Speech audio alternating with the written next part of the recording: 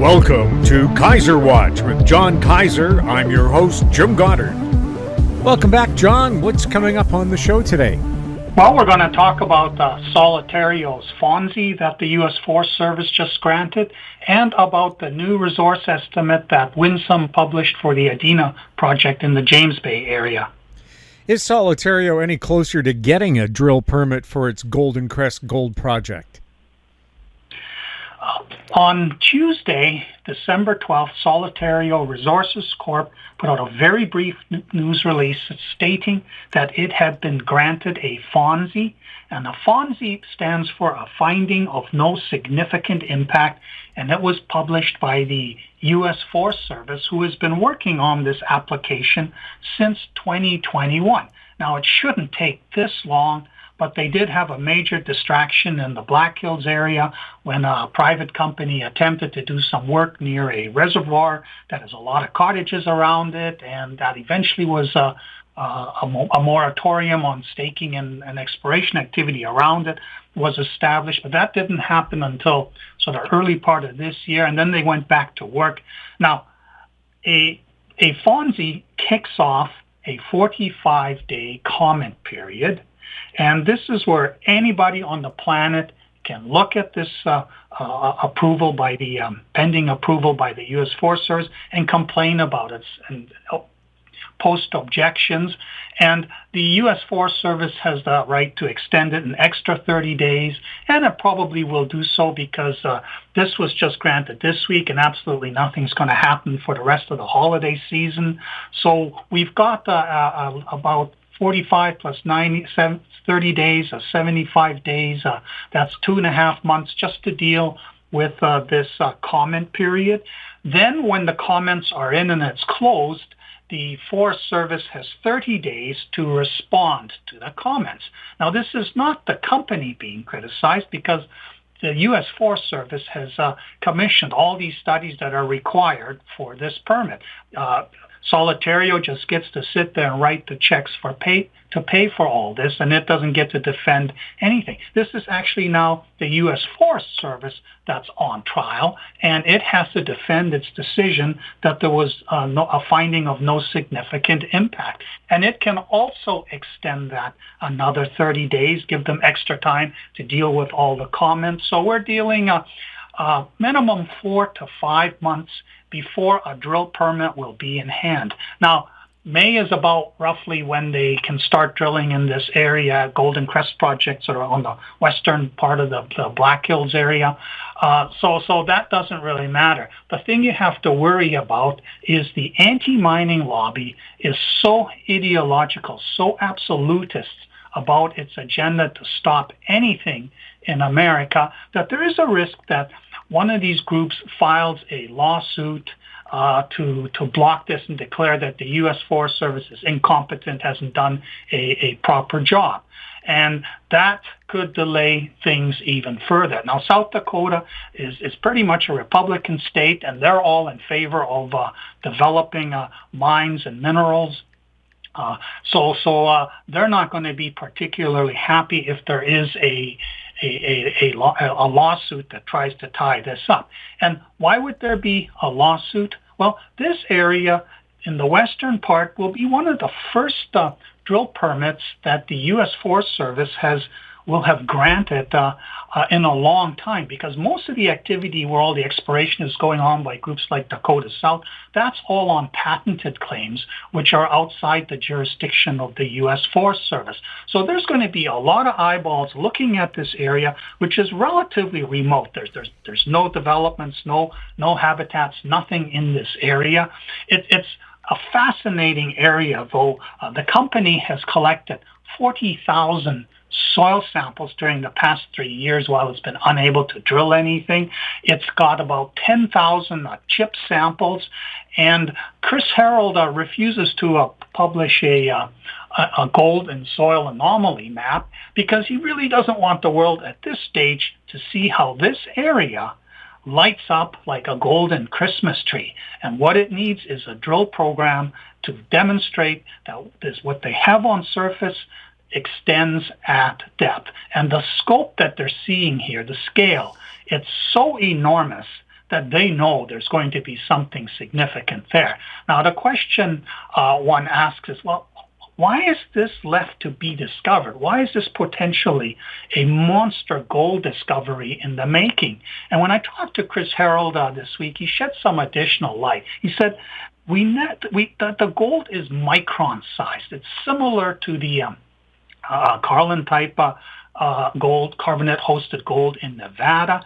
And the whole Carlin district, although there is gold at surface, none of it was ever discovered by the prospectors, because the way they would figure out whether to dig a glory hole would be to grind up the rock really finely and then throw it in the pan and see if they can see any gold in it. But at micron-sized gold, you cannot see it no matter how fine you grind it. You would need a microscope, an electron microscope to see it. So the early groups, when they would see these oxidized structures, and they would pan them and they wouldn't find anything, and they would just move on. So this big area, even though when you do geochemical assays, it lights up with gold, was never looked at hard by the prospectors. So the other question is, why did Homestake, which was basically boss in this area for 100 years while it mined at 60, 70 million ounces out of the Banded Iron Formation Homestake mine,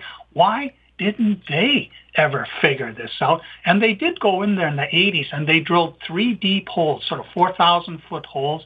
And the first 1,200 feet of that was going through these carbonates, which are even younger in this area than they are off to the northwest of the Homestake mine, where the Wharf deposit is being mined in the younger carbonate setting. And obviously, this is a Cretaceous Tertiary aged hydrothermal system that came up and created that. Whereas Homestake itself is pre-Cambrian. It's a 1.8 billion, and it's hosted in the Banded Iron Formation.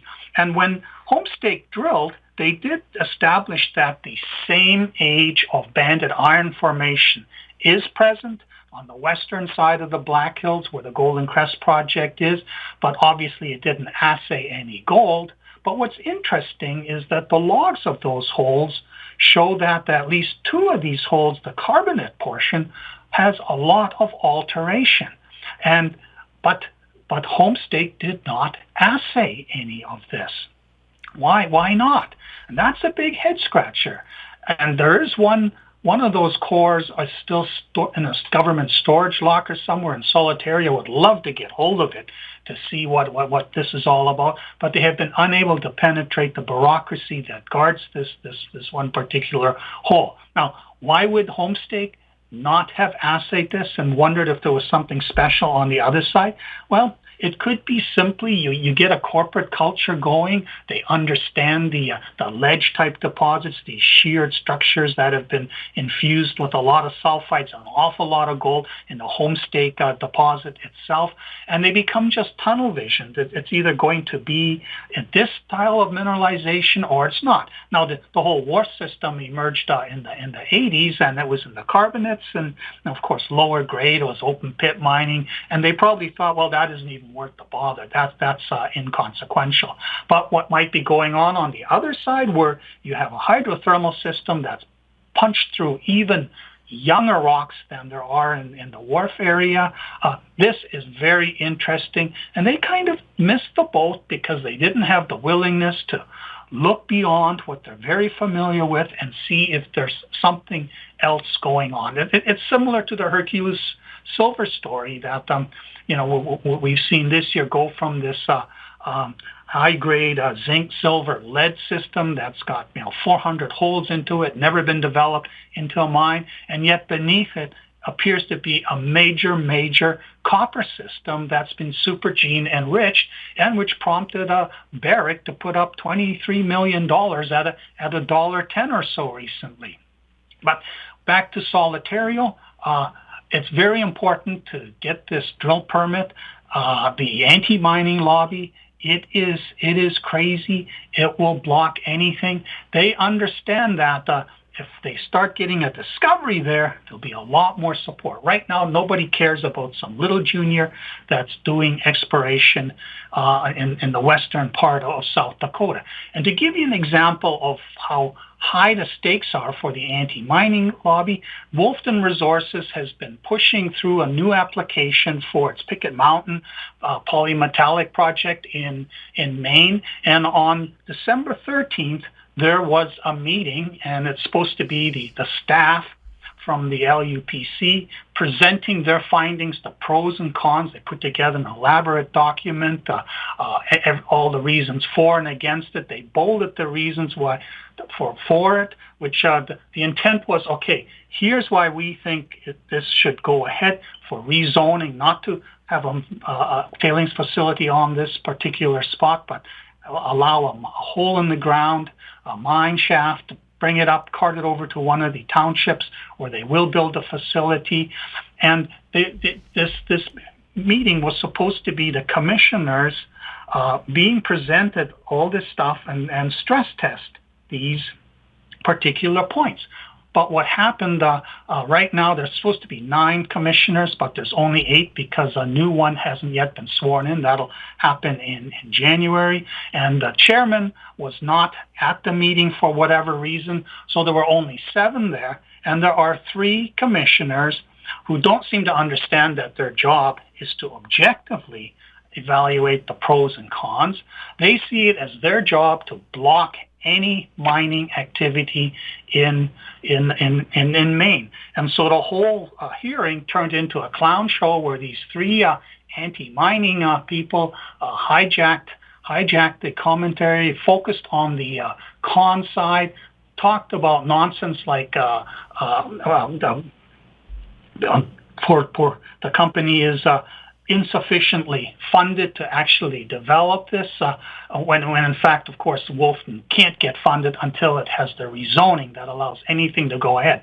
But you could just see this video will be online at some point. You'll be able to see how they basically turned what was supposed to be a staff-run discussion of the pros and cons for going ahead or rejecting the rezoning and just turn it into, no, we can't absolutely have anything.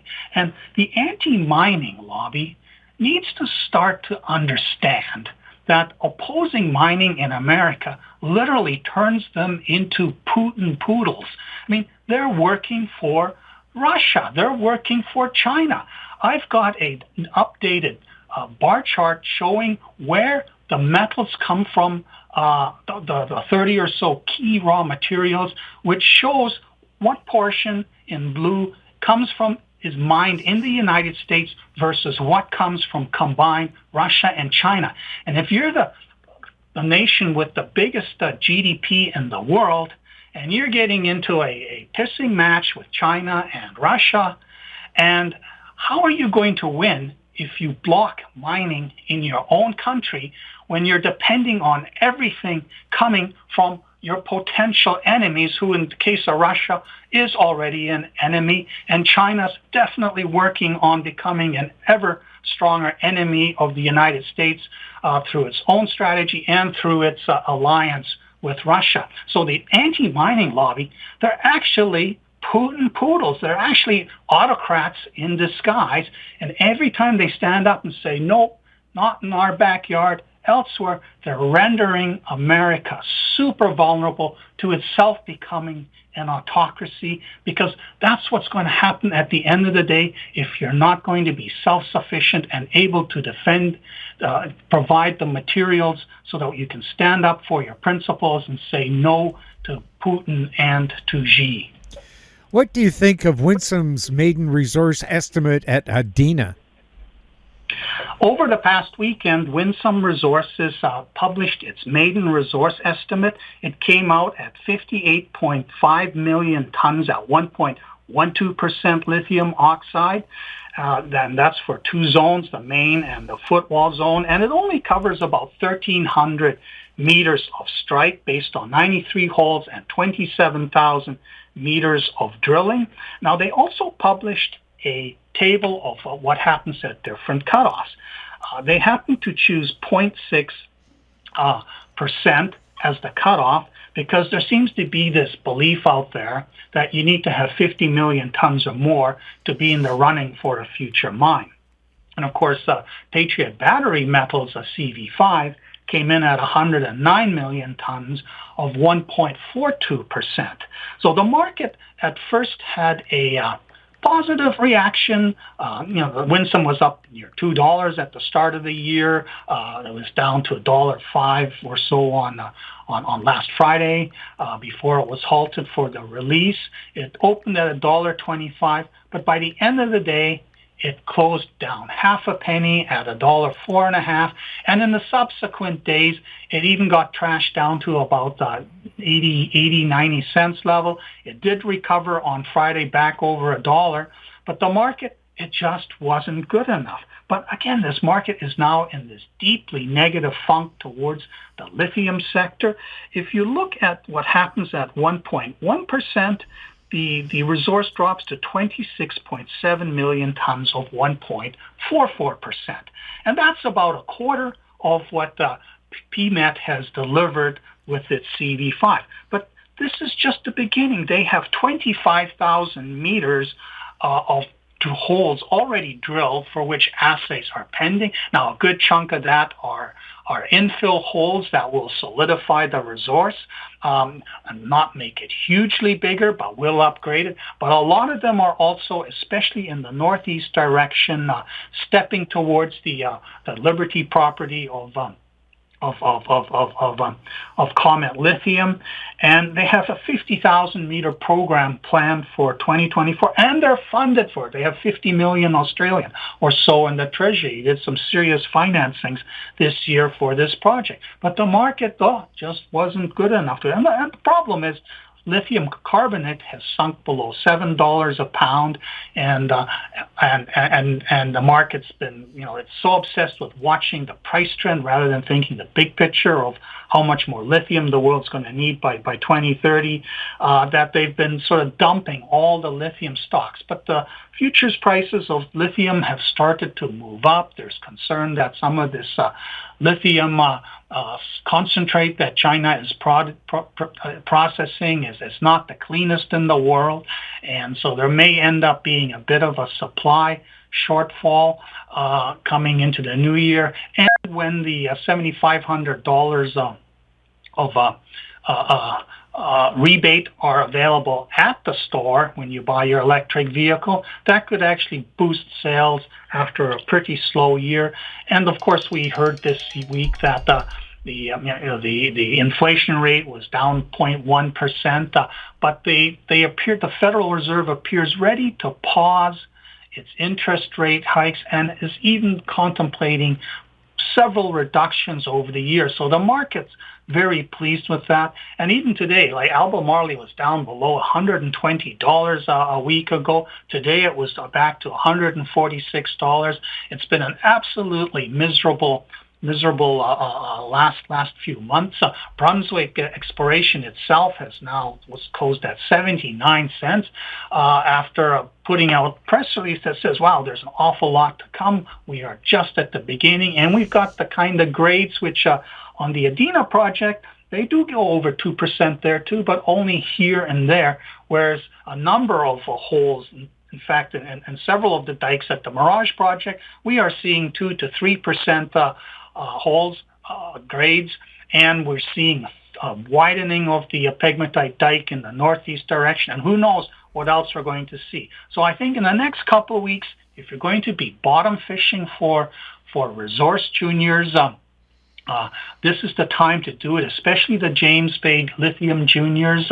They've had a pretty rough month in the last little while here, and stocks like Brunswick with over 10 million in the treasury, at the beginning of what appears to be a significant discovery. A little farther to the south, we have Winsome Resources. It only has a $200 million valuation for something that could grow as big as the CV5 project of Patriot Battery Metals. And another bottom fish that I've been recommending to my subscribers has been Comet Lithium, which has that Liberty property, and they've got assays pending. They didn't have an XRF gun or LIBS gun when they went into the field earlier this year.